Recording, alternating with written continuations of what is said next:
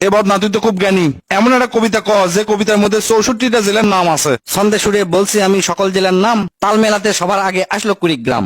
প্রধান জেলা ঢাকা থেকে একটুখানি দূর, এক জেলার নাম নরসিংদী, আরেকটা গাজীপুর। জয়পুরহাট ও লালমনিরহাট দুইটা জেলার নাম, রাজশাহীর নাম উজ্জ্বল করছে মিষ্টি স্বাদের আম। পাহাড় ঘেরা বান্দরবন ও সিলেট খাগড়াছড়ি, ময়মনসিংহের কিশোরগঞ্জে এই লেখকের বাড়ি। নেত্রকোনা সুনামগঞ্জে আছে ধানের মাঠ, সুন্দরবনের কাছে আছে খুলনা বাগেরহাট।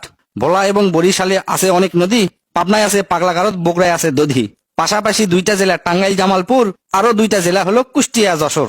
মনের মতো একটা জেলার নাম তার মাগুরা। দন্তানতে নারায়ণগঞ্জ, নাটোর ও নওগাঁ।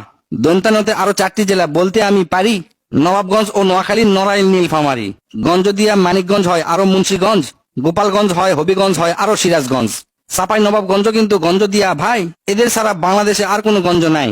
রংপুর আর রাঙ্গামাটির নামটা রঙে রাঙা, নামের জন্য আরো সুন্দর চাঁদপুর চুয়াডাঙ্গা। কক্সবাজার নামের জেলা আছে সাগরও পারে, পঞ্চগড়টা পড়ছে বন্ধু দেশের এক কিনারে।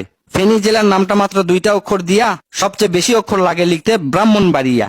6টা অক্ষর লিখতে লাগে মৌলভী বাজার, এদিক থেকে শরীয়তপুর সমান তাহার। শেষের দিকে এসে দেখি বসছে পুরের মেলা, নামের শেষে পুর লাগানো অনেকগুলো জেলা। পুর দিয়ে ভাই শেরপুর আছে পিরোজপুর, মেহেরপুর ও মাদারীপুর আরো দিনাজপুর। ফরিদপুর ও লক্ষ্মীপুর এই দুইটা জেলার সাথে পুরের পালা শেষ করিয়া গেলাম বরগুনাতে। আসার পথে কুমিল্লা ও ঝালকাঠি সহ ঘুরে এলাম রাজবাড়ী, তার সঙ্গে ঝিনাইদহ। গাইবান্ধার নাম বাদে থাকে আর মাত্র 1 হালি, তাদের মধ্যে একটা জেলার নাম পটুয়াখালী। এখন শুধু বাকি আছে 3টা জেলার নাম, এদের মধ্যে একটা জায়গা হইল চট্টগ্রাম। সাতক্ষীরায় আর ঠাকুরগাঁয়ে হইল এই কবিতার শেষ। এদের নিয়েই গড়া আমার সোনার বাংলাদেশ।